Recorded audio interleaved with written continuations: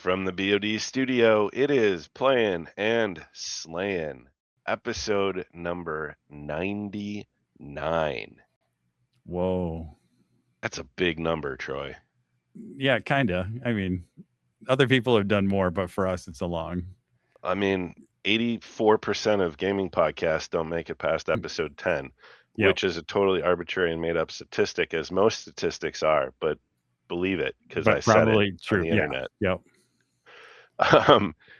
As always, I am Ty, joined by the Hall of Famer, the Bodfather, Troy, and we are here to talk about kind of what we've been playing. It's been a weird month or two, but we did have a weekender, so going to kind of recap some of the games we've played, some of the hobby that we should be doing as we get towards Adepticon, some of the hobby that we are doing as we get towards Adepticon, usual banter, and then it's really only going to be a marketing pitch for Troy to play Relic Blade. So we're gonna revamp kind of how we used to talk about play it or slay it, and kind of do a one-man play it or slay it, getting Troy to either commit to playing or to slay it, and just let it be another game that he owns things for that sits on the shelf. The large pile. Yep. the ever-growing pile. Yep. But yeah, so it'll be fun, just the two of us. Some plague has taken Bryce from us today. It took me from us last week. We had the delay a little bit, so would have liked to get another episode out sooner. But there's been kind of the winter plague making its rounds. Troy, though, staying healthy. Knock on wood, metal. Something. Yeah, well, wait. I think you're likely staying healthy because of the choices of what you drink. And when you're playing and slaying, it's important to stay hydrated. So, Troy, what are you hydrating with today? All right, I went way left field. So I did go with Clever Margarita. This is actually a non-alcoholic cocktail. Oh, Clever Margarita. A mocktail. Yep, and it's again pretty good. It's not like a real margarita, but it's a nice thing. I was trying to look through, and I'm like, I don't know if I can do a beer and whatever. And so these are really my wife's. She likes some of these, and I stole the margarita one is my favorite. I think they do like a gin and tonic one. Is it like a seltzer? It's like water? A seltzer. Yeah, like a seltzer water.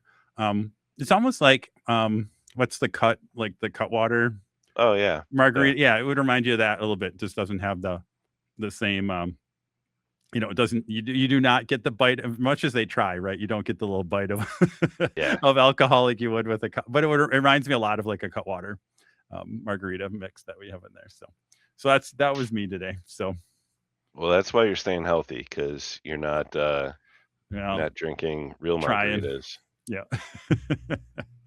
So I have the last holdover from what Raph brought up to the weekender from Workforce Brewing, which is right near him down there in the Chicago suburbs. And the label appears to be a little like squirrel or something holding oats with a captain's hat, which is fitting because this beer is called Odie McOatface Oatmeal Stout. There's a bunch of words that I'm not familiar with, but it all equals a very tasty kind of oatmeal stout. And I'm going to read it because this Workforce, they are like brewers. They don't mess around. Brewed with flaked oats, pale malt, Maris Otter malt, chocolate rye malt, crystal malt, and roasted barley, hopped with Columbus and Hallertau Mittelfra. I don't know. That appears to be a very German word. Yeah, German. And fermented with Chico ale yeast. So, very curated ingredient list, but makes for a very drinkable oatmeal stout here in the depths of winter. Awesome. Yeah, I did not try that because we'll go into the weekender there. I was only there for half of the weekend or so, and I didn't drink a whole lot. But maybe we can do a callback. What was the very the one that tasted like a pastry? Oh, it was that was the Youngblood one I brought, right? Youngblood. Yeah, that was the Yeah. I picked It one was beer like to a have, and cherry, um, it was unbelievable. Yeah. yeah.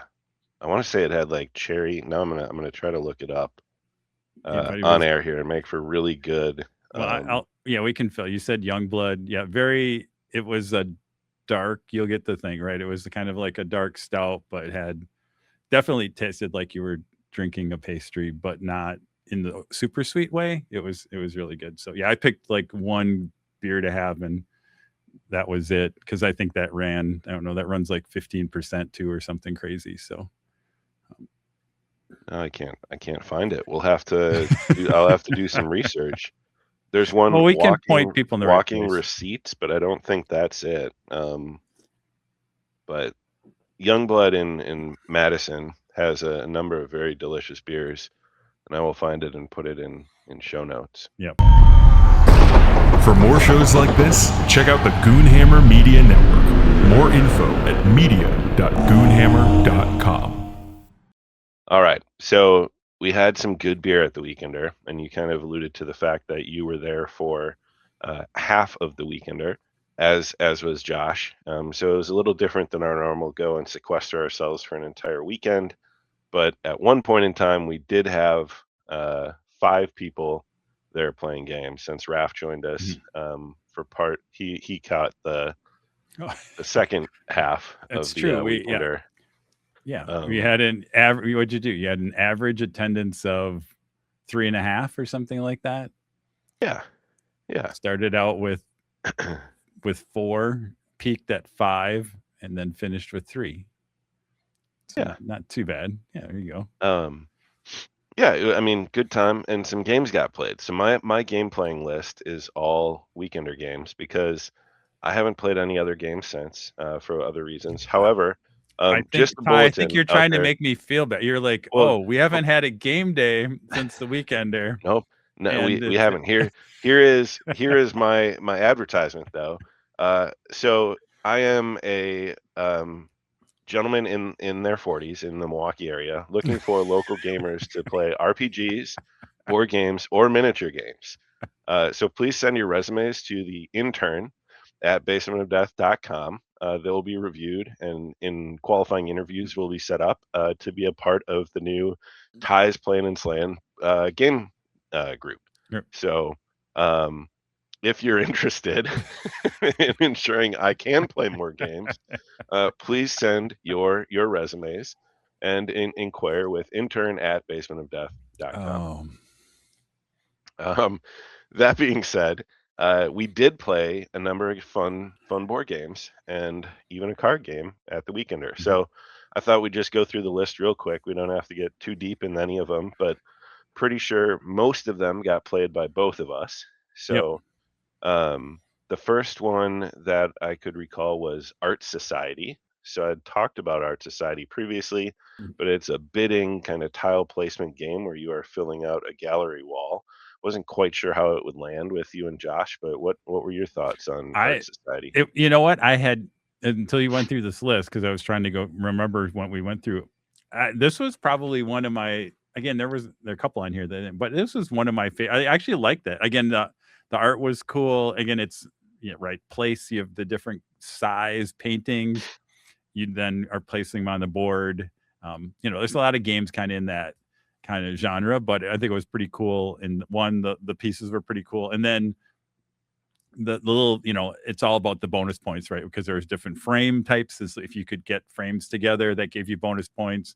Not having, I think, empty spaces, right? And certain there was the eyesight line that gave you bonus points. So again, really fun. I liked it I think it went pretty quick too. I think right for a 4-player game. Like that's too. I think a lot of times on the weekend, that's where you learn like which of these games is really good to play with like 3 people and which is good to play with 5 people. We can get into some of that. But I think that it was a good game to get to. And I know you had mentioned it. And so I was interested to play it. And I mean, it was definitely something I would would pull out again. And again, I don't know because what's the total?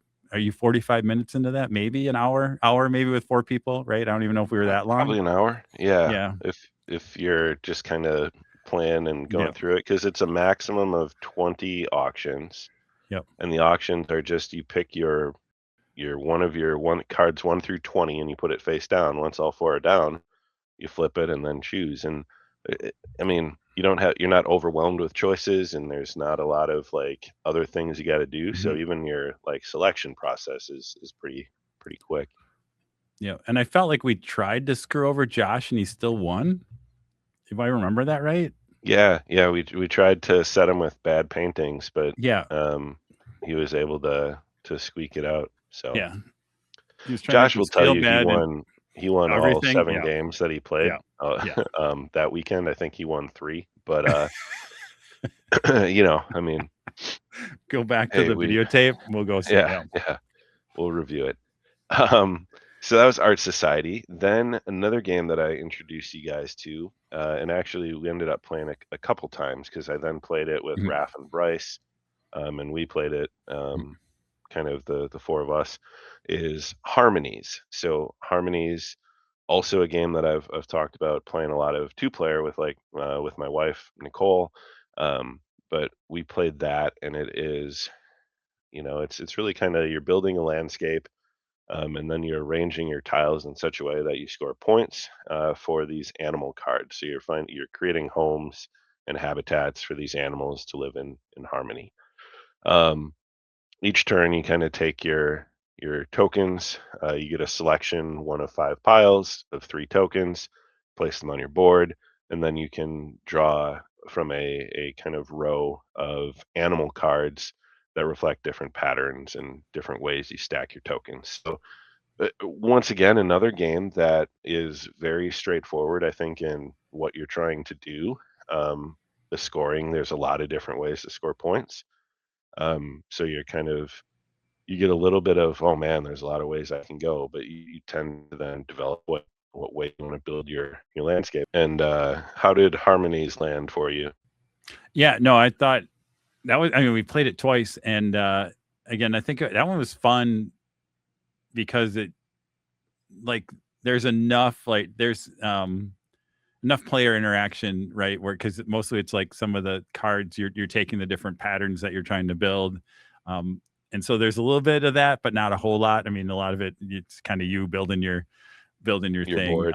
Yeah. Every once in a while, somebody like, oh, we'll take the one that you think, oh yeah, well, that one could have been beneficial for me, but maybe not, because there's always the randomness of the tile, the whatever we call them, right? The counters that come out of the bag. You never know what those are going to be. So your best laid plans can always be kind of ruined on kind of some of that stuff. So Harmonies definitely was, one of my top games of the 2024. I think that came out. Might have been 20. Forget if it was 24 or 25. But anyways, that was fun. Then the game I bought at Gen Con and hadn't had a chance to play, we played quickly before, and as Bryce was arriving on that first evening, that was Ruins. Ruins is a card game in which you are dealt a number of cards that are numbered 1 through, I think, 10 to start, and you have 10 cards in hand, and you're trying to get rid of your cards first. And you play cards, then the next player has to play in numeric sequential order of the same value, which would skip somebody, or you can play like a pair. Like I could play 2 4s, and then Troy would have to play 2 4s or higher. He couldn't play like 2 2s or even 3 2s. You have to match kind of the number of cards and ascend. And then the last person to get rid of their cards is the loser of that round and earns negative victory points. But there's kind of cool catch-up mechanics. And the other key thing is you are actually manipulating your cards through play. You get like a claim card where you can choose one that you really like. You have the ability to flip them from a daytime side to a nighttime side, which changes the card number and might add some different rules like drawing extra cards or adding numbers to the numeric value. And you can also purchase upgrades. And there's a market row that comes out, and you get these 3 torches. And each round you can purchase up to 3 torches worth. And all the cards are sleeved, and they're transparent, kind of like plastic. So you layer them on top of one another to end up building different cards throughout the course of play. And at the end of the round, they all get shuffled and dealt out, and you have to hand over any claimed cards to the player that had claimed them in the prior round. So it's kind of you get a little bit of manipulation of the deck, so to speak, and you can change things and then kind of upgrade and add to it, but you're upgrading and adding to it after you've played it. So you don't get the benefit of that action that turn. You're changing that card for the next round. So Ruins is one I hadn't talked about, but I'd seen at Gen Con, was super excited to like check it out. It was like a $20 or less game. And the components and the quality was pretty cool. It's pretty cool. Yeah, and this is one of the ones that again I'd love to play again, because I thought it was, like it's one of those ones you kind of, the first time we played, you kind of get in your hand, you're like, oh, I get it now as it went through. And it's just really cool, like the mechanic of where you can upgrade the card and trying to understand, where is it going to help you, and buying the whatever, I don't remember what you said they were called, but right where you can buy the upgrades to. It's like which ones make sense to buy and things like that, right? Once you kind of play through it, then you get a little better feel for that. But yeah, just fun little, I mean, it's like you said, I want to say it's a little game. It's just a card game. That's why it feels, but the way you sleeve the cards, it really feels pretty cool, and really cool. So yeah, I like that one too. And that was one that is kind of one of, when you play a game and then it kind of sits in your brain, like, oh, I can't wait to get that one. That's one I'd love to get back to the table again, right? Just to see if, like, again, they get a feel for like, oh yeah, is this something you're going to keep playing now that you kind of have that play underneath you a little bit. You can kind of go at it a little bit different, and then you're right. That's when you're like, oh, I know what I'm doing, and you never do, right? And then it completely backfires. But you make the plan, and then it just never. Yeah. Don't have you're like, oh, I know what I'm doing now. No, you don't know. Yeah. Then a game that Bryce brought, which is a lot of fun, and I've played with him. So Josh and I had played it with him before, and then Tom bought it when I was visiting him, and we played it 2-player. Hadn't had a chance to play 4-player, so it was fun to get 4 players, and that is Wroth. So Wroth is a game in which it's at its core, it's dudes on a map, and you are drafting action dice that are rolled and then drafting from a common pool, and those actions allow you to move your troops out onto the map, to do damage to enemies, to kind of consolidate and recruit more out into your deployment area. And you can purchase, you earn these gems, these Cora, that you can purchase leveled up like troops, which are actually dice that then spin down and have unique abilities. So it's kind of this asymmetrical dudes on a map like area control game, and it's asymmetrical because each faction is so wildly different in what they do that it is a completely different play experience depending on what faction and what ability. You get one kind of ability card out of 3 that you choose, and they're either there are ongoing effects or they're one-time use that give some kind of big kind of game-breaking moment for that faction. Yeah, this was the other one that, again, the first time I'd played it, and again, it was just more of the experience, and then you kind of wrap your head around it. So this was another one I'd love to play again, because I think there was the gameplay. It seemed fun for me. What really pulled me in is, I don't know what's the right. It's kind of epic. Like the factions themselves were all really cool. I think the art was cool. In some way, that's what it's one of those ones where, like, okay, the gameplay seemed fun as I was learning it, but what really got me is like, oh, I get to be Valkyrie, women battling, whatever. And I don't remember what your guys were like. They were all it was like the grizzled, the bear looking like hunters and trappers, and Josh was like the dwarves, and it was like this mythic fantasy. They all seem to have like maybe some of it in kind of old Greek Roman god kind of things a little bit, but a little bit of fantasy.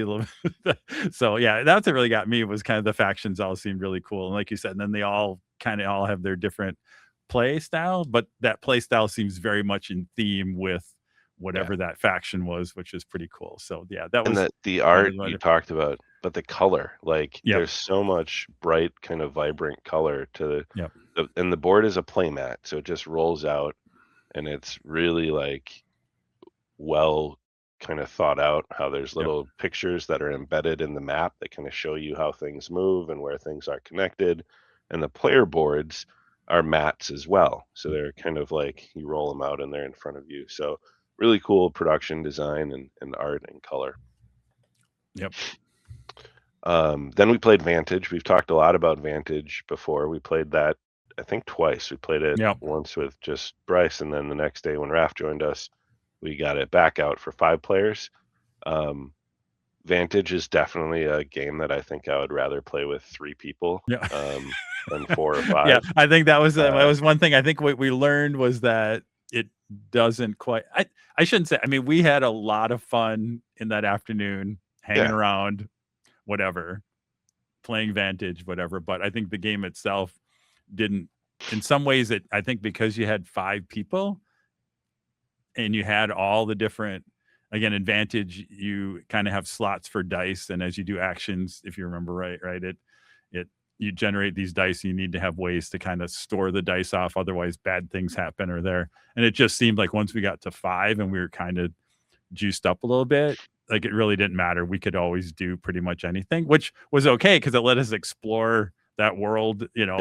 Kind of pretty. Our adventure pretty went long, much further than it had times before. Yeah, because you could take chances and get things, and we got some stuff, but it also like it took again 5 players each turn takes a little bit, especially if some of them don't like, and that's what's kind of right. You can literally, when it's taking a long time between turns, and you can have a turn where it's like I do my action, boom, I literally took 30 seconds, and now I have to wait a half hour before it comes around, or I have that turn right where I am taking 10 minutes because I'm doing one and continue. So, and it's kind of fun because we're all watching each other, and it's kind of like it is a little bit of a solo, but we're all in the same world. So there was something there. So so a little bit of, I don't know, in some ways I have a fix for it.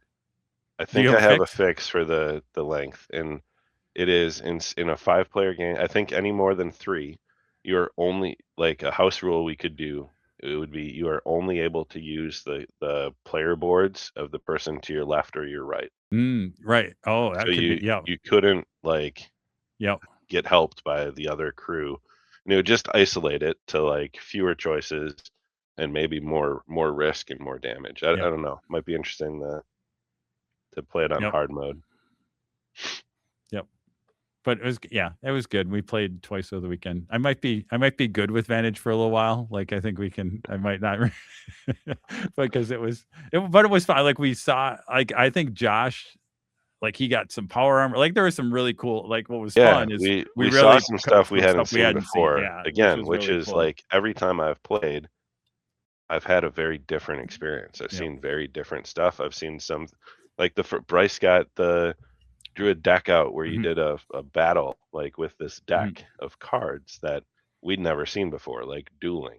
And and then Raph was in some puzzle time warp kind of thing right at the end, stuck in a time trap. Yeah, which is pretty cool. So that was Vantage, Stonemeyer Games, Jamie Stegmeyer's kind of 9-year creation.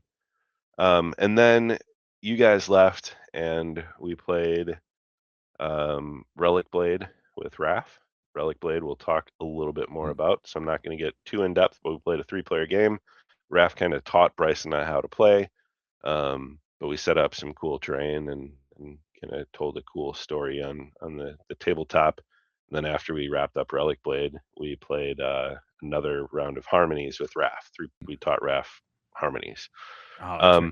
We also, Weekender First, ordered food from the restaurant that is right there, that TJ's Harbor Restaurant. And it was surprisingly pretty good. It was good food. So Bryce and I are like, how have we been missing out on doing this? This is like, let's do this every time now.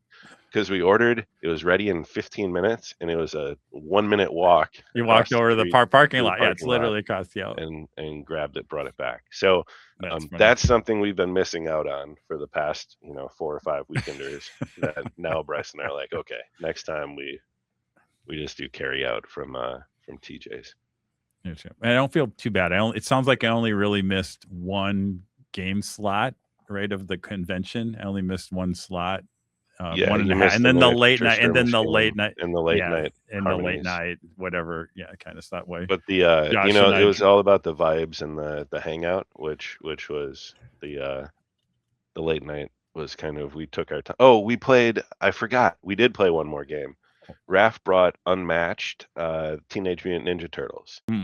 So we played as the Turtles and their companions against Shredder and his minions in Unmatched cooperative style in New York, which was actually pretty fun.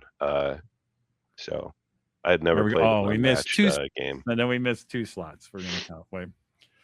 Josh and I drove home in the snow and tried to get his brand new truck stuck in the ditch. Oh. Did you hear that story, Josh? No. No, my friends don't talk to me after the weekend. You guys nobody talked to me for a month. So Josh might have a giant, huge electric truck. So really no problem until literally we get, and I'm sorry for the inside baseball, but people who know where I live, I live a little bit out. So literally it was the last turn. So coming off of the left onto our road, it was just enough. It was cold and just enough snow that it was literally ice. And we slid right down into the ditch, and then Josh got to figure out how to make his truck go in 4-wheel drive. I think Sidewinder mode is what he found. To get it. He couldn't get out of the ditch. We actually ended up driving through the neighbor's lawn, and then was easy because it was just like, oh, we missed, and then we went up. But it was a little bit of an adventure. Yeah, so we did have a little bit of adventure on literally the last 100 yards before my house. Like it was. It's not the first truck to go in a ditch near your house. People have. I think they've learned. Yeah, they've learned. But yeah, back in the day, before John parked his truck in the ditch years ago. I think Marlon put his van in. He missed I think Marlon, I know, missed the driveway once. Somebody, and then John, I think at the bottom of the hill, right? Yep. Somebody put it in down there. Yeah, those are back. I think people now know they've been. That was Now see what. To get even more inside baseball, Troy, I learned how to drive on those roads around your neighborhood today because I lived very close growing up. So there are no hazards that can catch me anywhere near that neighborhood because I was raised on those streets. So I live kind of out in the suburbs, but it is hilly and plows don't come out rows, there, right? And we don't until later. So you learn how to drive in Wisconsin here. So all right, what else have you played? It looks like there might be another game or two that you've played since you do play games with other people. No, not named Ty. So again, Eric and I have our scheduled. This is how we do it. I think when we talked with Raph, we said, how do you schedule the game? So Eric and I have our monthly game scheduled. And so we planned way back. That was it. Last weekend. I can't remember how many words before. Towards the end of January, we've been playing Kill Team or Combat Patrol, Flavors 40K, and what we tried this time was it was the last few issues of White Dwarf, and then they did put it out as their Grotmas Advent calendar. Was this game called Space Marine Operations, where basically they took the Space Marine 2 video game and they did there's a set of miniature rules that they made. So it's basically AI Tyranids, and then you play just 3 Marines. So it's super skirmish 40K. You get basically pick your 3 Marines, literally like Space Marine 2. And you have cards, and they each have kind of their own power. You can have your heavy weapon Marine, or you can have the sniper Marine, or you can have your regular tactical guy, or whatever, and you put it on, and then you have different, and then there's AI, and basically you play on the boarding actions board. So you have the little rooms, and then you play the scenarios, and then the Tyranids, a mix of Termagants. Hormagaunts are like the small guys, and then you'll get big guys like warriors and whatever, and they even have rules for the bigger guys for like Carnifexes and things like that. We didn't get into that yet around that. So that was, again, fun to kind of come out, and I had, because Eric has some really awesome painted Ultramarine models. So I'm like, Eric, you bring your Marines, I got the Tyranids, I got the board, and we'll figure out how to play this and have some fun. And we ended up losing. The scenario was pretty cool because basically it's I think he played like 9 or 10 turns, I think. And what happens is after the objective, it's kind of, there's like 3 different objectives on the board. And you kind of randomly roll to see which of those objectives is the active one. And then the AI will kind of, you have to defend that one. And then the AI is trying to get to that one. And then after you defend it for like, if you can defend it for 3 turns, then it moves to another one of the other objectives. And you then have to defend that one. And then that, and you basically had to keep 2 out of the 3 alive. We ended up losing 2 of the 3, I think, on the second to last roll, something like that. Around some of that, but it's again very, very beer and pretzels kind of thing, but it was fun, and it, like Eric was saying, it did feel a little bit like the game around that, and because they really thought the scenario, because as the spawn points move when the objectives move, and the way they move, the AI kind of moves too, you can kind of play it, and it's truly, it makes this, in some ways it's like, you have one Space Marine and he's fighting hordes of Tyranids. So it really feels, heroic, kind of like you think Space Marines should really, and it's because each guy ends up having like 8 hit points, I think is kind of how it works with the way they did the combat system. So kind of cool for just kind of a free game that they put in White Dwarf, and enough support. I think they did it over like 3 issues, and now, like I said, you can now download it off of the Warcom website. To be fair, that's not free. That's about a $24 cost behind 3 issues of White Dwarf. True. But you can now you can get it for free. You can go on the website and you can get it off $6 Warcom. a month. No, it's not behind the paywall. It's not even behind the paywall. It's just on. Okay. It's literally just on the downloads on Warcom. Well, there you go. Now it's free. Okay. Yep. You had to get into. Sorry, my bias came through for a moment. Yeah. And you said White Dwarf, and there's a good. Still worth their money. It's funny. I was just reading the one. I'm a couple issues behind, because the one when they were talking about the 50 years of Games Workshop, which is kind of crazy, and going back to their the days when they were basically a D&D magazine, and that's what they Citadel miniatures were. I don't know if Ty, if you remember that, but that's basically when you went to buy your little lead D&D. It was before me, but you would get like Citadel was it was Ral Partha and Citadel were the 2 kind of miniature lines that you'd go and you'd buy your little, I want my wizard, or I want my, and I still have some back in the cabinet over there from that might be older than you, Ty. They're pretty close. But yeah, so that was pretty. So they really cool article that kind of went through all the early days of Games Workshop. Very similar to what I think I talked about it. The book Dice Men, is really good. That talks about the early days and Brian Ansell and how they got to where they are. In some ways, Ty, they haven't changed. Like they always were. Like as much as people remember the glory days, Brian Ansell, his whole goal was, we sell miniatures, and everything we do is to sell miniatures and to make people buy more miniatures. And every game we make, right? And it's just people kind of remember this, but I mean, that's how they got to where they were. Is he was pretty. Would you say he was a ruthless marketer? Could be a I'll say kind of focused, ruthless around that, but good segue as we get to Scoundrel. So this is a cheat. So I don't know how I stumbled on this. Scoundrel is literally just playing cards. It's a version of Solitaire. Have you heard this, Ty? Have you seen this? I haven't. I've heard something similar. Danner taught me a game that's called Regicide, which is like played with a regular deck of playing Okay, cards. Yeah. So this is and what got me is you're basically it's solitaire, but basically what you're doing is it's kind of sold as a dungeon dive. You're Mm. So what you do is you take out all the face cards for the hearts and the diamonds, and then spades and clubs.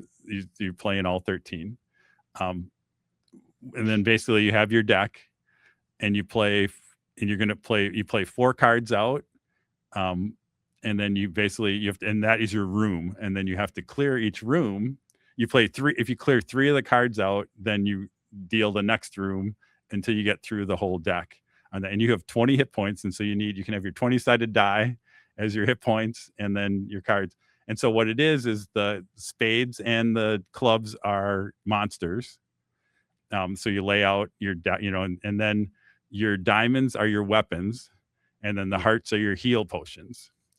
And then so what's cool is, so you'll have, maybe you'll have a club and a spade or whatever, and their points are, that's how much damage they're going to do to you, right? So an ace is a 14, right? A king is a 13, and then if you have a weapon, so basically the diamond, so you can basically take the diamond and you can say, here's my weapon, and then say I'm going to fight the 10 of clubs, and maybe I have the 7 of diamonds as my sword, right, as my weapon. So then I'd take 3 points, right? Because 10 minus 7, right? 3 points off my thing. But then what's kind of the interesting part is now what your weapon actually gets worn out.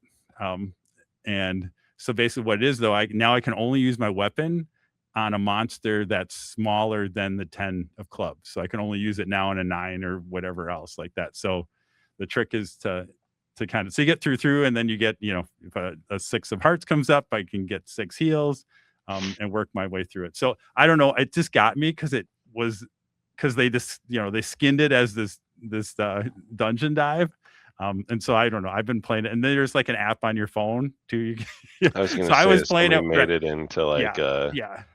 So I played it with UI. It was fun to play with, like a real deck, and I was even trying to show Sarah a little bit, and having your 20-sided die to do that. And then I'm like, oh, and then I'm be on my phone because I had the little app, and then you're trying to, I mean, it's hard to beat it because you have to get lucky. Because sometimes it's just like, hey, 4 monsters come out and you have no weapons and you're done. Like there's no, but you can and then again, the rules, you can pass one room, or you can pass one room at a time. So you can pass one, then you have to fight the next room.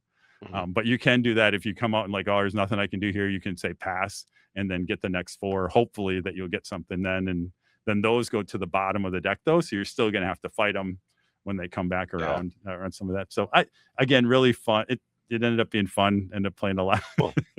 And again, it just got me. It's solitaire, but because somebody skinned it with with a dungeon thing, I'm like, oh, this is pretty cool. Like, yeah. Nice. And it's solitaire ties, so I didn't like, so I you can play play by it yourself. myself. Yeah. And Space Marine Operations you can too. See, there you go. That's really an AI versus so There you go. You're just you're just giving me things to do when my friends continue to ignore me. Speaking of things I can do alone, I can hobby alone. Hobbying with friends is more fun, but hobbying alone is something you can do too. So let's talk a little bit about kind of what we've been hobbying. I, heading into the weekender, put some paint on Relic Blade models. I didn't get anything done, but like at least they had some color. I'd really like, so Bryce and I scheduled a Relic Blade day on March 7th. So here we are, kind of mid-February, and gonna try to get my warband done. I did buy, so acquisition is hobby. I bought some more Lone Guard minis, so I got the Commander and the Watchman. They just showed up today, along with some item cards and stuff. So my Relic Blade order arrived, so that acquisition is hobby. And then I also spent some time working with Dr. Gabe, friend of the show, and one of my co-conspirators for the Trench Crusade narrative event at Adepticon. we had to get kind of our initial narrative and pack and schedule some of the day of printing stuff, like a score sheet for games, out. And we've been kind of going through some of the table concepts and designs. I think we've landed on a format we really like for the 3-round kind of narrative event. We are taking a very Holy Wars inspired approach in which we'll have 6 distinctly different table objectives, and the battles will be fought not like a standard tournament where you get a table assigned, but you will choose your table that you want to play on. And we encourage you to go acquire glorious deeds at different tables and to experience kind of the full realm of the 6 kind of crafted battlefields that we're putting together. So it's been a lot of time there. We've seen some work in progress. So Brian has started the construction effort on the three tables. So we have 3 tables that were done. We have 3 that are getting built for Adepticon. So wood's been cut. He has some cardboard stacked and layered and started to take form and shape. And we've shared kind of what terrain we may want to put on where, how we want it to look. So we're theming 3 new tables to add to 3 that we already have. So there's been some Very planning, cool. hobby. Very cool. How about you, Troy? Any Space Hulk going on? Any prepping for the big game? I don't know if you guys can see, I'm a little bit behind me is the Space Hulk table set up, and it has some stuff on it. I haven't quite started resetting up things. I was playing with a few lights and other things like that around there. I didn't get an invite to a next round of painting day. We had plans to do some hallway improvement. We'll see. Yeah, well, I'll get it set up. I was working on the center. The center is because we never really did so I was gonna maybe see if I can spruce up the center landing pad a little bit, do some weathering and stuff on that, because we didn't do as much of that. And John and I were playing more smoke and mirrors and electronic. So we've been playing with more electronic stuff to see if we can add some lighting and things like that. So that's been some of that, and a little bit of painting. I painted up some termagants and things like that for our spacer operations. And then I do have, they're over there. And then I have a pile of, I'm just going to refresh because our hormagants that are normally on there are, I don't even want to know how old they are. Like they've been around for a while, so we're going to refresh them maybe. So I have a whole pile of primed even Alien Menace soldiers get to retire at some point. Right. They've survived this many tours of duty. The Hive Fleet has let them go and enjoy their retirement. Yeah, they get pina coladas, I think, and they sit near the shuffleboard. Yeah, shuffleboard, and they hang out by the acid pool or something like that. Yeah, but next to the pickleball court. Yeah. So that's that. So I didn't. Yeah. So I didn't put. Yeah, I have some Hormagaunt painting and general, whatever it's going to be. General Space Hulk hobby will be the theme as I build that out. You may have been asked by a young fan if there's going to be a playtest game this year. Ooh, maybe we'll see. Okay. I haven't. Yeah, because we have. It depends if we really change. We might, because we might. We do have to tweak our because we're gonna do for the Geek Nation tour guys. They're gonna come down and play. We're calling Speed Hulk. So John and I are putting together some kind of Space Hulk rules, but just more. Again, kind of smaller squads, and then probably super deadly. So it'll be more of like run the gauntlet kind of thing. So yeah, we may actually do a little bit of play test on that. But we'll just have to, you might just have to prepare them that the whole point is to die, not to live. So it's like everyone will die. It'll be just how far do you get before you die is kind of the goal. So that'll be excellent. All right. How about any Kickstarter crowdfunding news?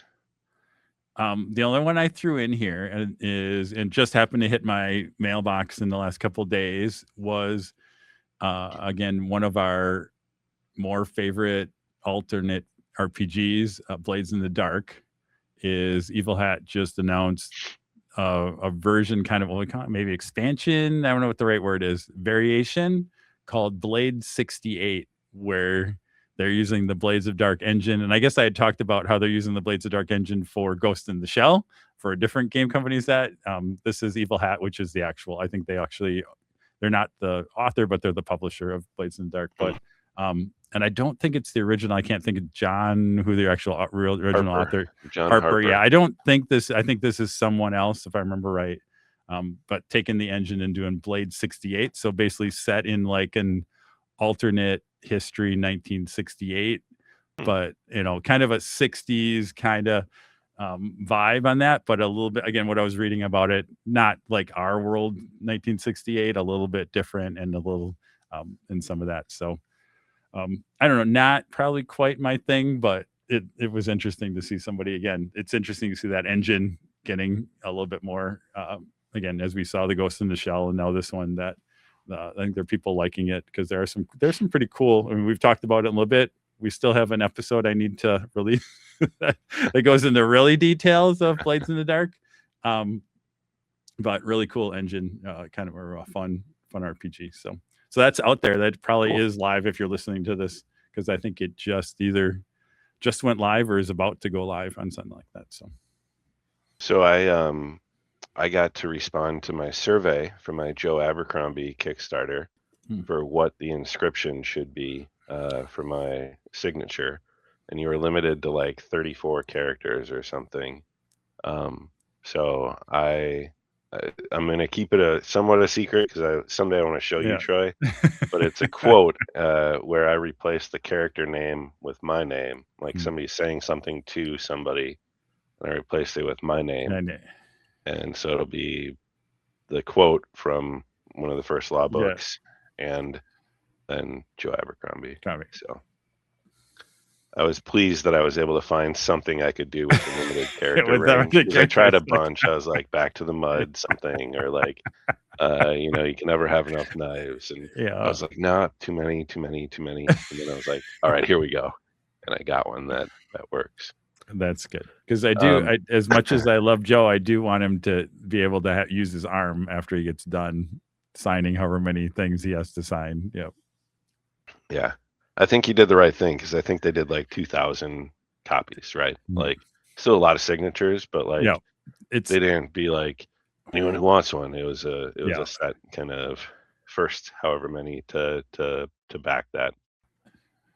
And then just an anecdote about Kickstarter. So I'd been playing a MMO and talked about that in the last episode quite a bit, called Ashes of Creation, which back in 2016 was a Kickstarter that raised over $3.5 million.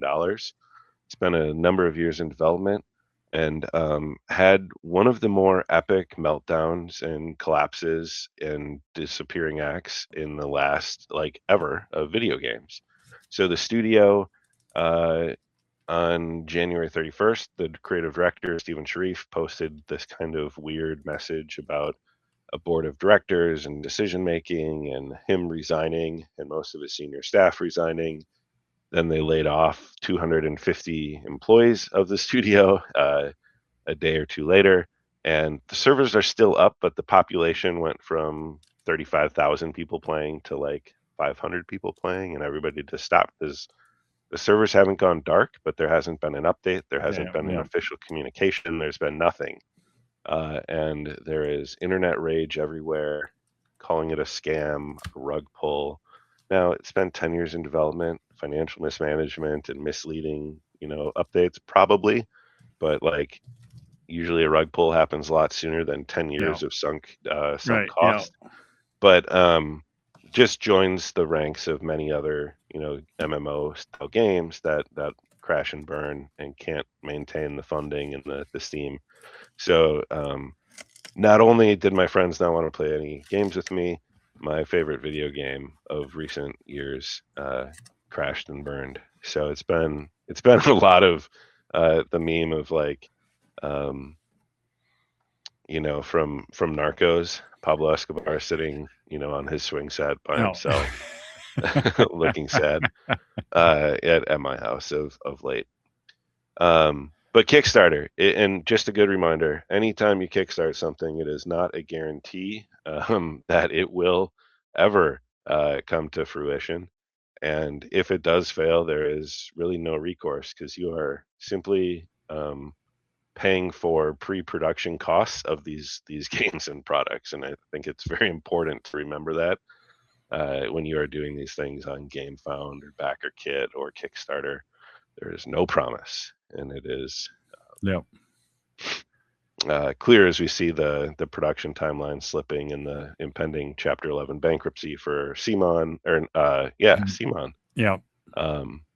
And their project. So I would use that as fair warning. You're never safe from your perceived investment being taken away from you. Any interesting, happy, uplifting news, Troy, or purchases?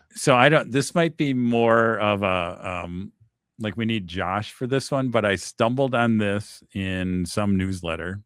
And I don't know if you've seen, so this Magic the Gathering Alpha 40-ish. So I didn't realize this was a thing, and maybe it's not, is people still playing Magic with like the alpha card set. And they have a rule. So one, I'm like, who's playing with these cards? Because they're all worth hundreds of dollars. It's the piece. Billionaires Club. Right. Yeah. It's kind of like, it feels like a really, here's a bougie way to kind of play. But there's a whole website out there I can link, and I didn't realize this was a thing. Yeah. Like they have their own like restricted list and moderated list and all this other. And I mean, I guess you could do it with proxies, right? If you really wanted to, but yeah, you got to play with the real cards, and you got to play for a pink slip. Like, right. Yeah. Right. You're anteing the old days when you played for ante, right? Like in the, and so I didn't, that just came across one of my things, and I'm like, wow, that's pretty great. Cause I never had alpha. I had, I think I had a smattering of betas, and then I got it unlimited when the unlimited set came out. Was when third revised is where I really got in. I think is unlimited, third, whatever. And I had like 4 beta cards, right? Where I was like, oh, I got this beta Scathe Zombie, or I got this beta. Yeah, I had a few of the black border, whatever they were. Yeah. Alpha 40-ish, man. Yeah. All right, let's leave the Magic the Gathering playing to Josh and move into the library and talk a little bit about that. So, I hit kind of a lull in like reading where I was having trouble really getting a lot of traction in many books. And I did a short story collection to kind of get back into it. I talked about that last time. Then I started a book called After the Revolution. It was one that I was finding very hard to find, but it showed up on a few lists like, you should read this.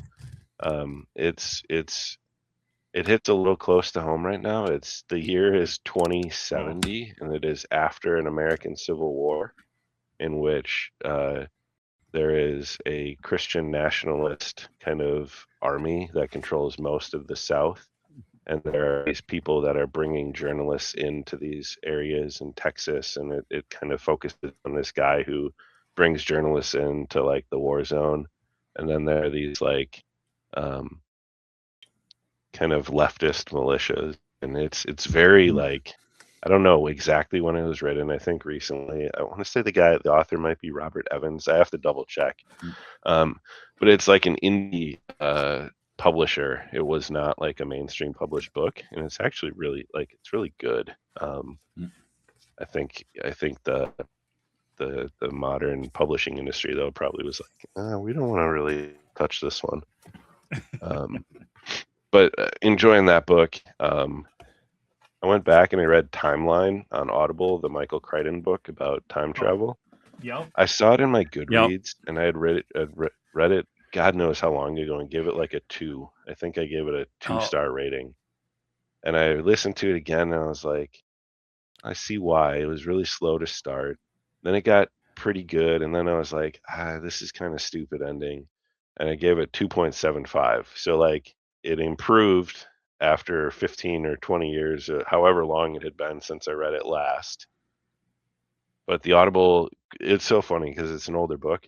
The yep. Audible sound quality is terrible. Like, you know how sometimes on your Yep. Bluetooth you got to turn your volume so far Yep. up, and then one of the narrator voices changes and he does a character that speaks really low and soft, and then you can't hear it.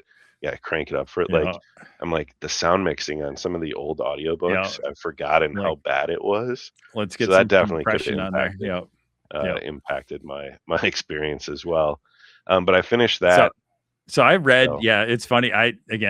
It's been 20 plus years since I read. And all I remember is because that was when Crichton was hot. You had Jurassic Park. yep. Everything came out. And I don't know when he wrote that. Like I think he wrote that in kind of the prime of like his, Between like Jurassic Park and like was yeah. the gorilla one. He did one about gorillas, right? Yeah. What the heck? Yeah. What the heck was the gorilla one? Yep. I know what you mean. And I can't remember what that, but like Timeline was one of the, like a book I felt. It's interesting to think that again, it's been 25 years, but I remember when I read it, I'm like, oh, it felt like he was writing a movie script. Like he was literally writing it so that someone would pick up and make a film, right? That's how I remember reading it. Is like, this feels very like you said, the plot's kind of like, I didn't like a lot of Michael Crichton books are very like, you go all the way back to like Andromeda Strain. Like I kind of have some lot of science in it. It's kind of like whatever, he was the original Andy Weir kind of, right? Kind of like you had a lot of science kind of built into the book. But I thought Timeline was a little more of like, this is just a kind of a fast and loose, story, adventure, time It felt a little travel. bit if Michael Bay wrote a book. Right, exactly. Yeah, like, right. Yeah, a little empty. It Right. didn't have like the soul. I kind of, I mean, it's like, oh, this was kind of a fun little romp, whatever. But I just remember, coming out of it, like, it felt like somebody, like he wrote an action movie. Interesting. Oh, what if this was possible? What if somebody did this? But yeah. So I don't know. That's Troy and Ty's ringing endorsement of Timeline by. And then I started watching The Night of the Seven Kingdoms on HBO. I watched the first episode with Nicole. We really enjoyed it. I didn't know what I was going to get. I hadn't read the any of the book about Sir Duncan. I hadn't really watched much about it. But we watched episode 1 and we're like, this is kind of funny. This is kind of good. It's definitely not kid appropriate. You may think because there's a child in it, maybe it is okay. It is not. Still HBO. But, still HBO.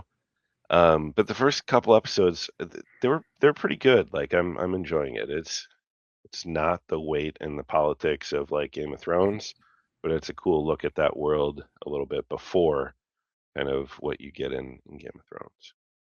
Yeah, I haven't been super. I might have to give it a try. I did read like some of the graphic novels that told. So I had a little of his story.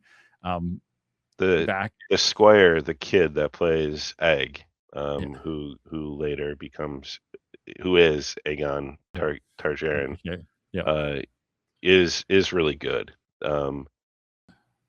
He's fun. Like I've seen him in some interviews too, and he's got just a ton of energy, and he's a cool kid, and the character is really fun to see as well. And then a few weeks ago, I was like, I'm gonna rewatch The Last Kingdom because that's one I've always enjoyed. The Netflix show about Uhtred, based on Bernard Cornwell's Saxon Stories books. And I started watching it. Landon's like, "Can I watch this with you?" I'm like, "Yeah, there's some stuff that probably not appropriate." But I'm like, "You're a teenager. You have the internet. Like, what's the worst that you'll be all you're right gonna see in this show?" So we're in the final like 3 episodes of Last Kingdom, and then there's a movie. And he's like, we'll sit down after work and dinner. And in season 2, Nicole got hooked because she saw us watching, and She's like, "This is a really good show." I'm like, "I know, I've told you that multiple times. Like, this is a great show." So now we're all watching it, and we'll sit down and watch an episode, and then the preview starts for the next one. 'Cause, Netflix just keeps going. We're like, okay, Yeah. we'll watch a little bit. Then we're like watching the whole second episode. So we got through it over the course of a few weeks. Now we're down to a couple left, and then the movie. So we're experiencing Uhtred of Bebbanburg's story. So that's been fun. How about you? What's been on Audible in your hands? I don't know. On the screen? Should we do it? Should we do an unboxing? It's not very exciting for our Audible people. I'll try and do it quickly.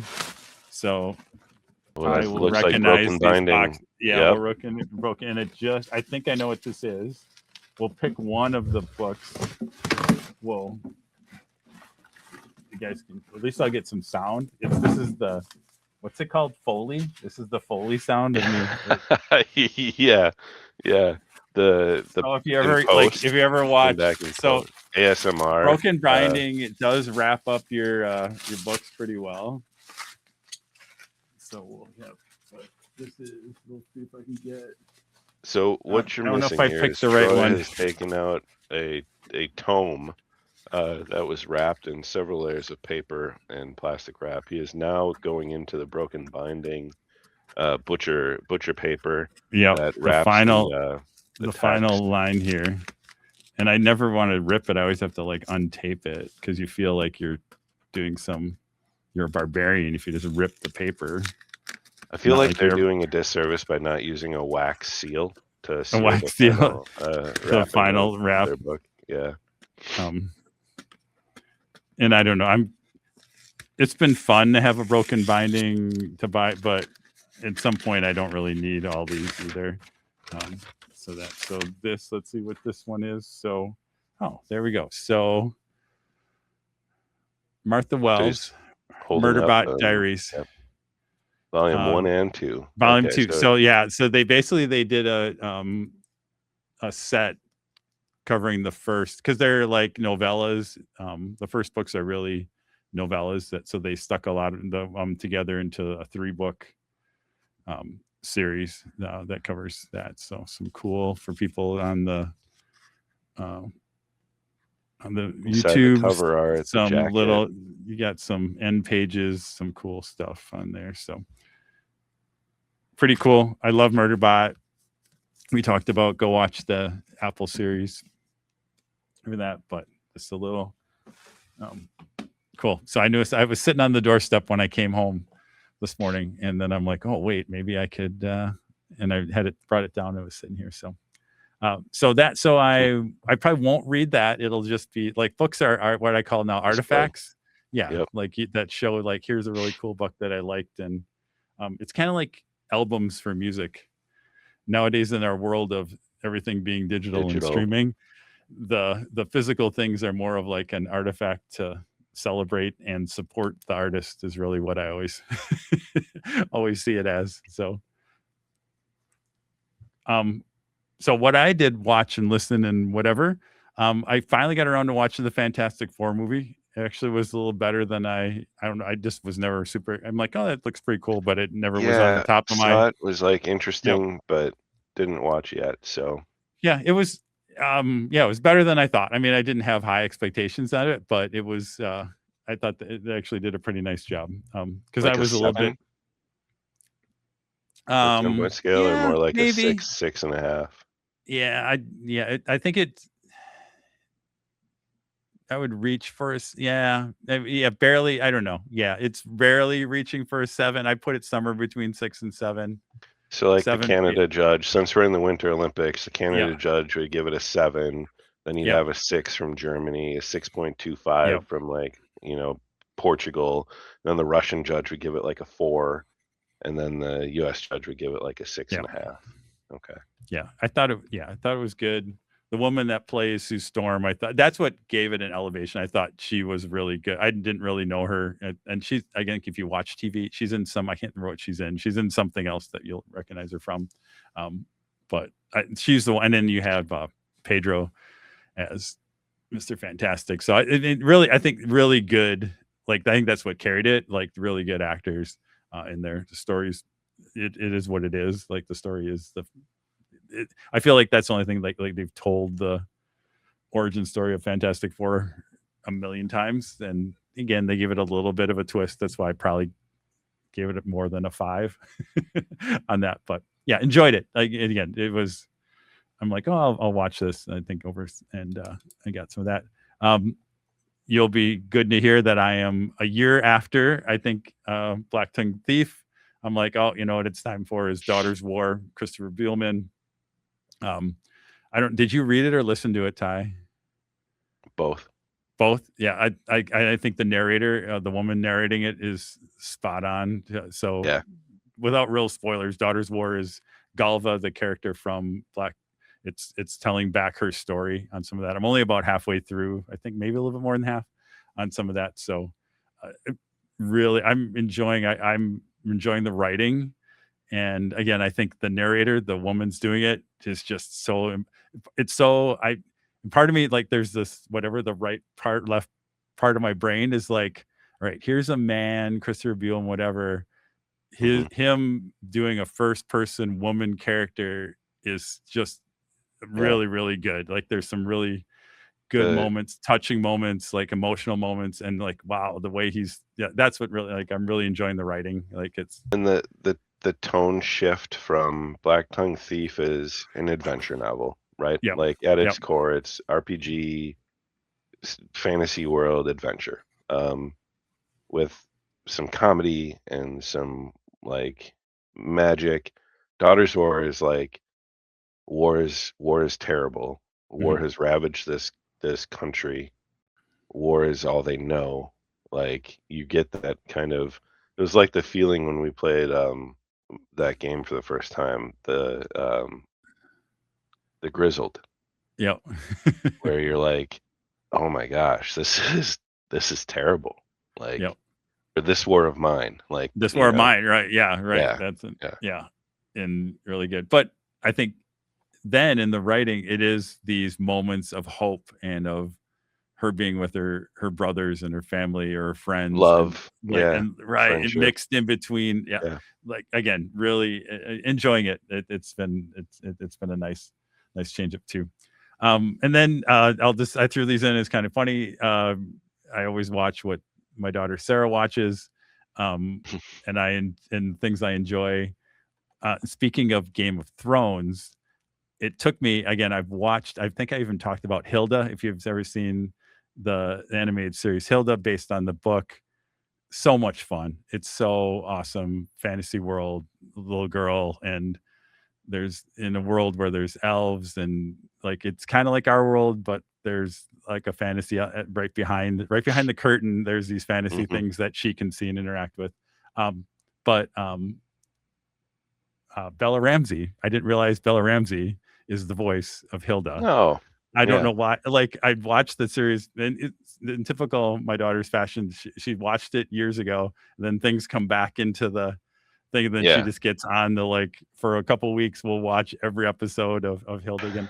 But so even if you don't have kids, it is a really fun kind of that. And then in the same thing, I don't know how she got hooked on this, and it's a little older too, is the Carmen Sandiego Netflix episodes too, which has been a lot of fun. And I think who's the voice, I want to say Gina Rodriguez, who I think was you'd recognize her from other TV, but she's the voice of Carmen Sandiego. And again, it's fun, like even for Sarah, like you do learn a lot of geography along the way, and they kind of, it's funny, right? They sneak it in on the kids and the adventure of, but I think they do have an interesting, in the end, in this version, right, of Carmen Sandiego, she's kind of a ninja spy. She was actually trained by Vile. She was actually trained by the evil people. And then she kind of realized, hey, wait, but she didn't know it because she was raised as a kid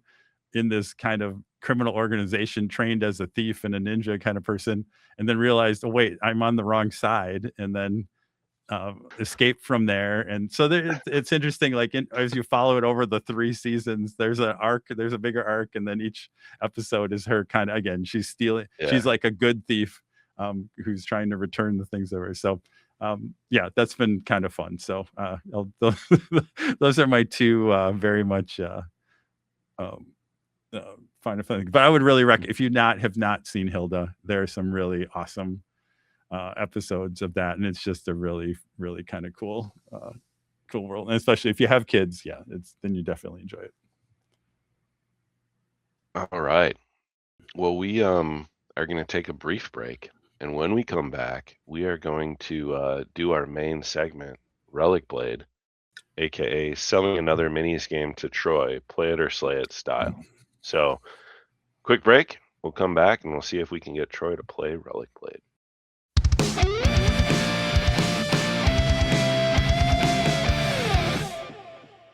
All right. What I thought would be interesting too, Troy, is give you a chance to ask some questions. Like what would be like things you would want to know about a game to like commit to playing it. So we'll do that after the brief overview and mechanics, a little bit about play. I want to open it for questions before I give you my marketing copy, 30-second pitch that I handcrafted with assistance from ChatGPT to prove to Bryce that I could be his new marketing manager. So, but he's not here, so hopefully he'll listen and see what I'm capable of. Yeah. All right. And we're back to talk Relic Blade. And Troy, now, full disclosure, I do believe in being completely forthright and honest with our listeners and viewers. This is a game that you may have already purchased. So we are not going to be disingenuous here and say that, Troy, would you buy this? No, this is Troy. You have already bought it. What is it going to take to get it to the table and get you to play a game of Relic Blade? So that is our lens as we kind of zoom in on the 2 foot by 2 foot heavily terrained table and say, can we get Troy to play? Yeah, and I don't know. I'd have to go back and look again. Eagle-eyed YouTube viewers, there may be episodes where you see the Relic Blade rulebook in the background of me, maybe, but I'll just send people off. Yeah, they can go on a deep dive Easter egg hunt. Speaking of Easter egg hunts and deep dives, if you do want to hear a lot more than we're going to cover on Relic Blade in this segment, if you are or wish to become a Patreon backer at Goonhammer, there are kind of podcasts, This American Lifestyle, for Goonhammer patrons, one of which is the Campaign Trail, where Raph Cordero and myself kind of talk through campaign games. Relic Blade at its core is a campaign game. You can get a lot more information about the specific kind of area map campaign that Raph is running for his game group, and other kind of elements as we talk about play and get a lot deeper into it. So recommend you check that out if you get a chance. But we are going to dive into this kind of sales pitch to Troy and see if Troy will play it or slay it and leave it to collect dust in the depths of the BOD cabinets. So what is Relic Blade? Relic Blade is a miniature skirmish game. It is at its core alternating activation, and it is fantasy, land, warbands, looking for treasure, finding relics, and doing battle with one another over a course of many different landscapes. And there are very good campaign systems that call back to the days of Mordheim and some of those things where you have your progression and you build a base and then you can recruit more guys. So at its core, a miniature skirmish game with very heavy campaign elements, but also easily played in a single play. It is a fantasy world. Right now, there are kind of two main factions, one being the adversary, one being the advocate. Within those, there are many sub-factions, but there's kind of the good guys, the advocate, and the bad guys, the adversary. And if you're building your warband, you can't take adversary guys and put them with advocate guys or vice versa.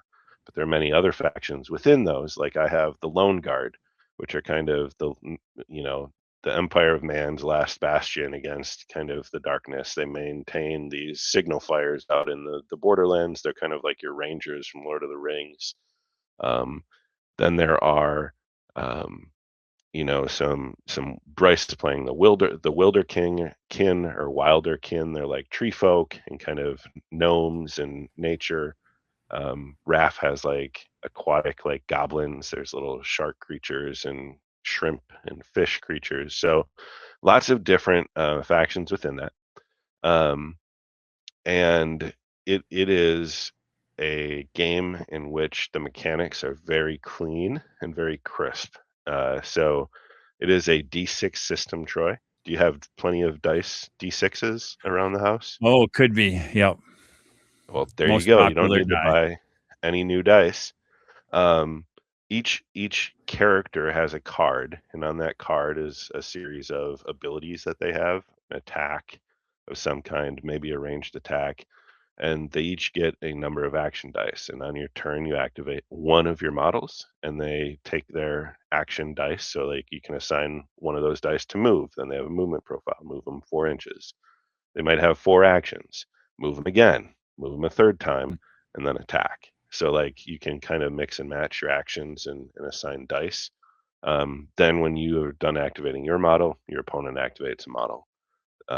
So it is alternating, which is nice. So you're never waiting for a player to take like 5 or 6 different units and move them around and do stuff. And then you're like, oh, do I get to go yet? So you're always in the action. And everything operates on pretty much like successful. Average is successful on a 4 or better. So you want to do an attack. The normal attack is going to be successful on a 4 or better. You can spend dice to add focus, which lets you roll a second dice and then kind of have your total of those. Or there are ways to roll with advantage where you take the higher. So you can manipulate that. And some action types have 2 dice where you use 2 action dice, like a big double-handed weapon might have a 4 and a 3 showing on it, which means you'd need a 7 or better. Now, if you rolled a 4 and a 5, you're successful. But if you roll a 4 and a 3, that's a critical success. If you roll the exact number of the skill, it's a crit. Oh, okay. So there's a cool kind of way to get an exact, and then that's your crit. But I'll tell you a little bit about the board, because that's the other thing that I think might get you, Troy. It's 2 foot by 2 foot. So you think about your average war game table being like 4 by 6, or a skirmish board being 3 by 3, or even 4 by 4. 2 by 2 is a very confined space, chock full of terrain. The more terrain you put on the map, the better it is, because vertical distance matters, jumping from one point to the next matters, climbing, like it's very kind of 3-dimensional. A lot of war games end up being very 2-dimensional, played across the board flat, and terrain is just in the way or blocks line of sight.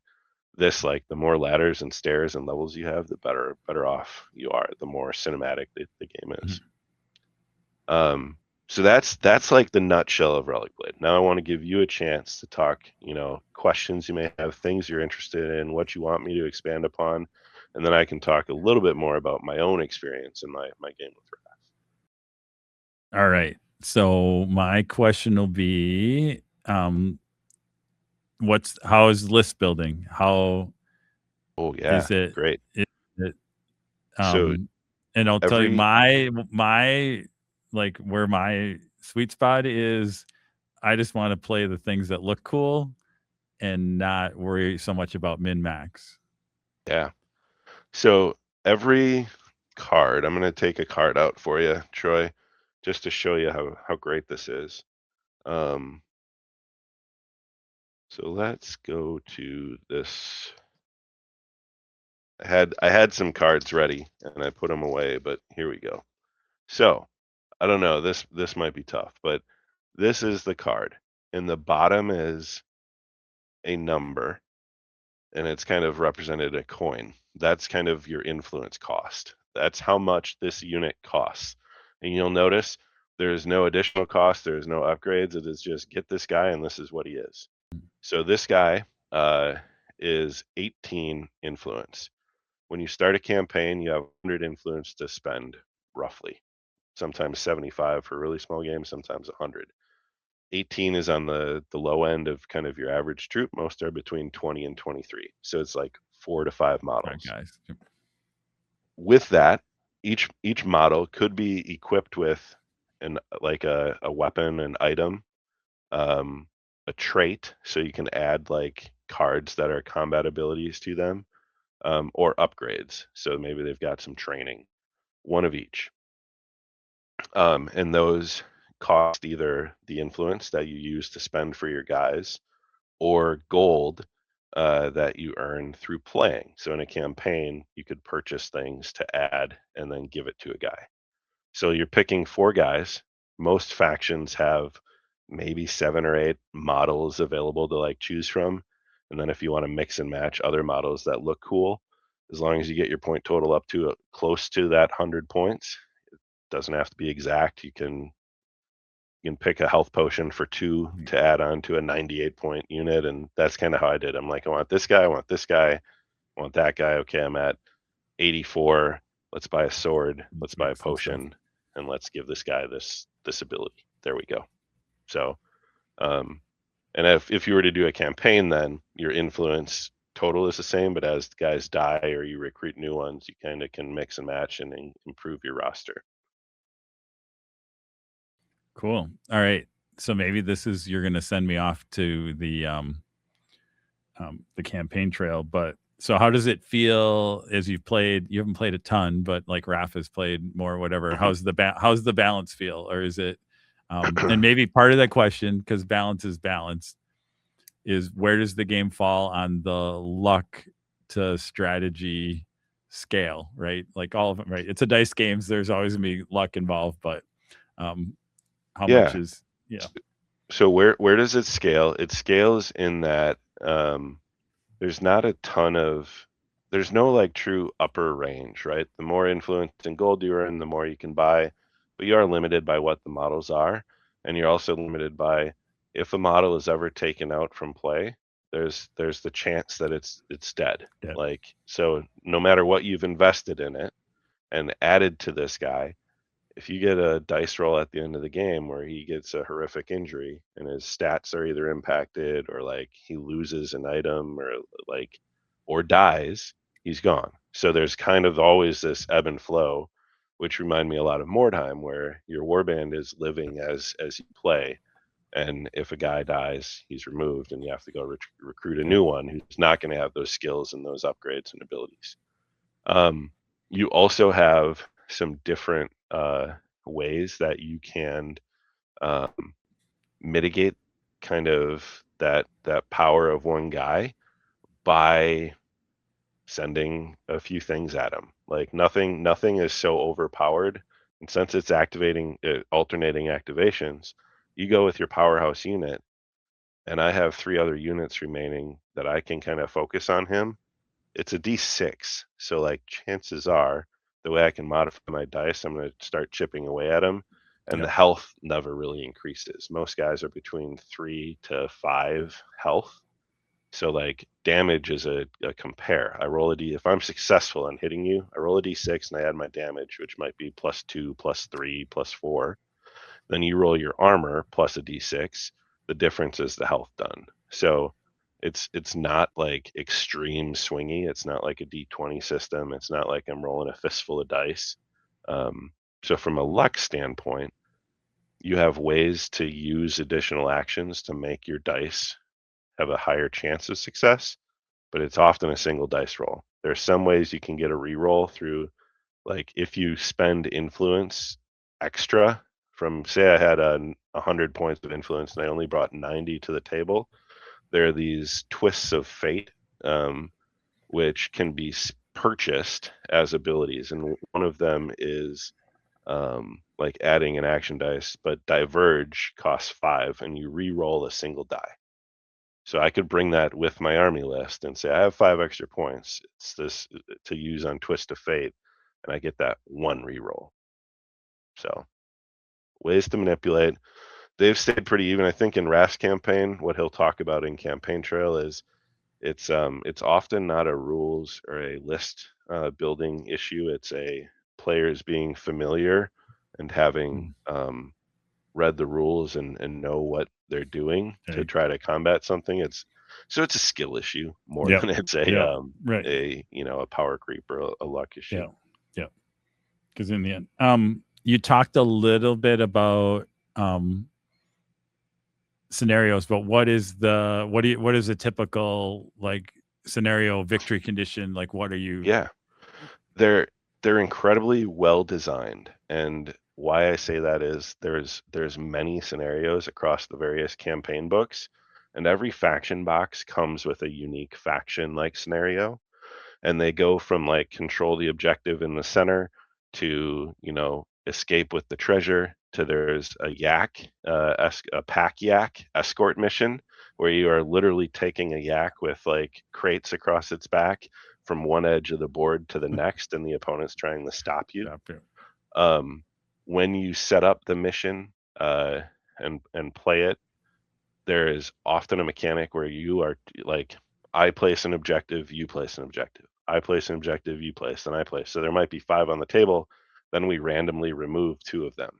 So like if you've set up objectives to kind of be in your corner and closer to your edge to like, try to get the advantage, and then they get deleted by that random removal of objectives beforehand, the landscape of the board is so it encourages even distribution kind of across the table.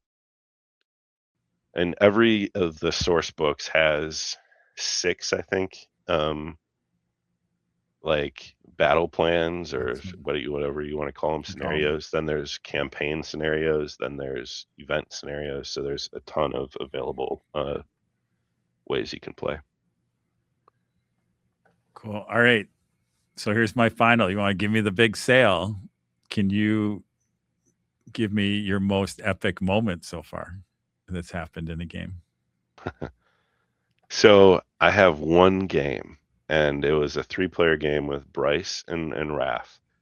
And it came down to, I was in a position where I knew I was going to be able to take out either one of Raph's guys with the relic or Bryce's guy with the relic. And if I took out Raph's, he was still going to win, but he wouldn't capture that relic and get a chance to continue with it. If I took out Bryce's, I put myself in the position to still earn treasure.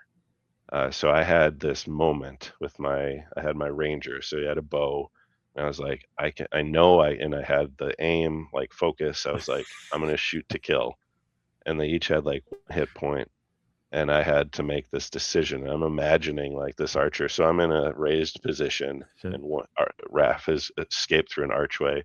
Bryce's guy's on a magic carpet that's flown onto the roof of this ruin, and I did the greedy thing and shot Bryce's magic carpet rider, his gnome wizard on a magic carpet, so that I could claim the treasure and get back to my lone guard tower with the moment of treasure. But I threaded the shot, through, and it was just chaos. We were down. It was each of us was down to a model or 2. Everything had died. We just beat the crap out of each other, and I had that pivotal chance to like play Kingmaker to let Raph truly get a full victory, or be greedy, and my archer took the route of acquiring treasure. Hey, that's it, right? Pocket this thing, cool. But there's recovery, so there are moments where your model's down, and then you have a chance to get back up and like get back into the action. So it's just a very like. I feel like a lot of games are you take damage, you remove your model. This you get downed. If you protect your downed model, somebody can't target it to take it out of play. So there's this idea of like trying to stay close to your fallen comrades so that they can't be taken out. But yeah. I think that the other thing I just want to tell you, Troy, is I think it is probably the most fun way to play is to do a campaign and try to play a few like linked games and have a few other opponents. But I think it's such a streamlined game that I think if you play your learner game, maybe plan on 2 hours, But if you play in a game again and you've played it before and you kind of know your rules and you know your guys, it feels like I think a lot of people say, oh, you could play it over a lunch break, right? This feels like a game you could play, a 2-player game with another experienced player in 45 minutes. So very like digestible. You're not planning a whole afternoon to play one game of Relic Blade. You're maybe playing 3 or 4 games. Do you want the final sales pitch though? As you're at the commercial. Roll the commercial. This is where we roll the commercial now. I'm gonna go to my script. So Bryce, if you're listening to this since you were ill, I know that you might be looking for some marketing help at your company. So I tried my hand at writing a little bit of marketing advertising copy here, and this is my skills-based interview. And Troy, I did do market research, so you might be like, wow, why is I saying some of these things? Well, I know who you are as a consumer. So this is tailored. I read the first line and I'm like, wait, this feels like it's speaking to me. Relic Blade feels like the D&D red box evolved into a miniature skirmish game. Instead of getting corporate, it maintained a zine aesthetic. It's this tight, character-driven skirmish game built entirely by one guy, Sean Sutter. He writes the lore, designs the rules, sculpts the minis, does the art. The whole world comes from a single creative vision. It is sword and sorcery at its heart, chock full of wandering sellswords, ancient relics, weird cults, swamp goblins, riding lizards, all with that gritty, lived-in fantasy tone. Small war bands, fast, brutal games, and every model feels like a named character out of an old campaign notebook. It's old school fantasy, but refined for a boutique mini gaming experience. And because of its small scale, you can actually lavish attention on each miniature instead of batch painting an entire army. So Troy, I ask you, would you play Relic Blade with me?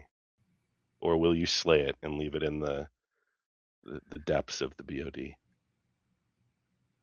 So here's I will play it, but unlike, again, Bryce, because he's not lived through this yet, I will probably proxy models and I don't know that I can bring myself to do metal models anymore. I don't know if I can, even though they look cool and whatever. But so I've been kind of scouting out some 3D prints and things like that. So that's my little part of it. But I will tell you, look at his website. He has started doing plastics. So he has War Pigs. The one faction is his first one, and he's close to the production prints of sprue kind of piece of glued together plastic minis. So yeah. That'd be good, because and they are pretty cool. I mean, you talked about it a little bit, and it's fun. Like Bryce has been sharing, he's like, oh, look at all this cool. I don't know. He still thinks it's cool that they're metal. He doesn't realize, like, no, right, we lived all that, Bryce. I mean, here's one of the metal models that I've Zenithal primed, ready to go.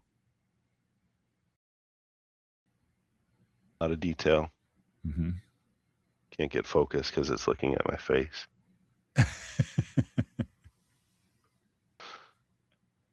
All right, we're gonna play Relic Blade.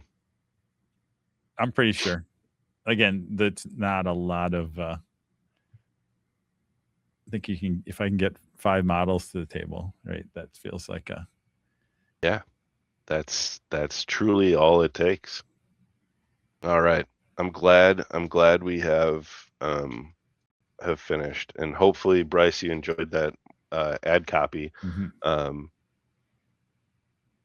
I didn't give your name to ChatGPT, Troy, but I did talk about you, your profile, your gamer profile, and what you like and what you do, and may have mentioned how you like gritty, grimdark fantasy like Joe Abercrombie, and you're raised on Redbox D&D, and the one-man creative vision. So I wrote your profile, and then I iterated upon marketing copy. So I'll send that to Sean and be like, Sean, you should take this. There you go. Yep. All right. So Troy's going to play it.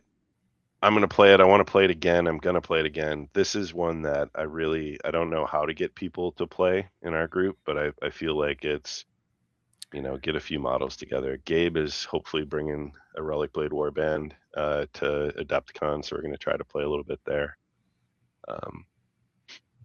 But I think I can get some people hooked on it. So, all right. That brings us to the end of episode 99, Troy. We have arrived. Right on the edge of 100, or at least 99.1. 99.1. Yeah. Technically, we've done actually many more episodes than 100. Probably 106. It's only the number that we've numbered 99 of them. Yeah. Is how it works. The official episodes. Yeah. So part of why we talk about maybe we'll hit the big 100 before is events coming up. Adepticon is right around the corner. 40-ish days, 43 days. I try not to look at. I have it on my browser on my Chrome, and it counts down. But I try to cover. I don't look at that part of my screen usually. Yeah, it's like March 25th through the 29th in downtown Milwaukee at the Baird Center. Come join us. We'll be there. I think our room is N107. 107. Yep. First floor, north end, kind of right on the corner as you come in from one of the entryways. So come visit. We'll be running a bunch of games there. Space Hulk, Marvel Crisis Protocol, Zombicide, and I will have one-day Trench Crusade events running all day Thursday and Friday, the last Toll narrative event. So come visit, come say hi. We'll probably have a bunch of blue hoodies or red t-shirts around. And we will try to do a little Adepticon preview in advance as well. Go check out our videos last year around this time to talk about restaurants and things in Milwaukee. I'm 99% sure most of those businesses are still open because they were mainstays. Yeah. There've been a few restaurants or coffee places that may have closed. I haven't gone back to double check, but should be good because we did kind of go with some truly iconic or really good places. But we'll try to do a refresh with some new ideas and new things to see too. Gaming Hoopla. So May 1st through the 3rd, Baird Center, Milwaukee. Yep. Wow. So Gaming Hoopla has been around in the different forms for quite a few years. I mean, I think they've been floating around Lake Geneva and some other different things, but I think they're moving into the getting bigger and better. And so that's very board game focused event that my coworker Arthur, who you met, is very much involved with, and he's the one who put this on my radar again. So yeah, have to see if I'm in town and not at a baseball tournament that weekend. Try to go check it out for one of the days. Yep. And then after that, we get into summer. Obviously, a ton of events and shows coming up. I think we're getting close to the Gen Con Hotel Madness. Gen Con badges. I have this is my Gen Con t-shirt. It might be an Indiana Fever t-shirt, but it might have been, that's where I got it, was at Gen Con last year when we went there. So are you and Ben going, or is this a bring Sarah for a couple days, or do you know your right now? Again, some of it is always the hotel lottery, but I think this might be a Sarah year. I asked her if she wanted to go. She was in, so we'll see, and we'll play it by ear. And I don't know. Yeah, I mean, I may, depending on how we do on hotel lottery, like if she comes actually not being downtown, might be better, might be okay, because then I might not make it a full 4-day thing anyway. So we'll see. We'll see how all the cards lay here and the dice roll and our lottery numbers and all that other fun stuff. It's madness. Yeah, we'll see how it shakes out. I'm not yet sure what I'll do. We'll see. But so those are events. I just keep thinking Adepticon, that's kind of right front and center. It's the iceberg and I'm the captain of the Titanic. heading towards imminent failure and disaster of my event, but we'll see. Ah. But please leave us a review on iTunes. Speaking of icebergs and avoiding them, the more you talk about our show, the more people see it. So like and subscribe on YouTube. We forgot. So you made me think. Congrats to. I want to make sure I get our his competition, our challenge, Cody. Yeah, Cody. Yeah, I want to say shout out to Cody. He won. If you listened to the very end, so appreciate it. Last episode, and we told you that we had something to give away. Cody was listening, and he won the Adepticon cart credit. So hopefully he's going to get himself some cool swag or something. So, and again, I think I shared it with you, Ty. He had met you, I think, at Meltdown or some other Midwest things like that. Meltdown. So, yeah, back in like 2019. So super cool to see that. Thanks, Cody, for the note, and thanks for listening. Enjoy the cart credit, and everyone else, check us out, basementofdeath.com. We'll put up kind of the event rules as we think about Adepticon. Send us emails, info@basementofdeath.com.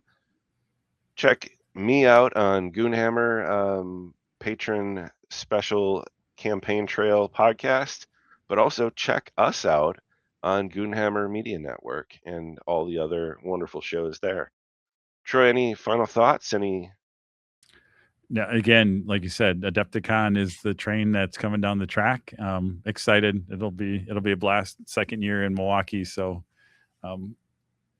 there'll be new things, but I think it'll be good because now we kind of get a even bigger and better because now everybody kind of knows what the space is like and the city's like and things like that. So yeah, we'll like I said, probably be back in a couple of weeks and we'll give our true preview on that. But that's kind of the focus there. I have my long list of to-dos to get after that. So. All right. Thanks for listening. Keep the dice rolling, the drinks on ice, and no matter what, keep playing and slaying.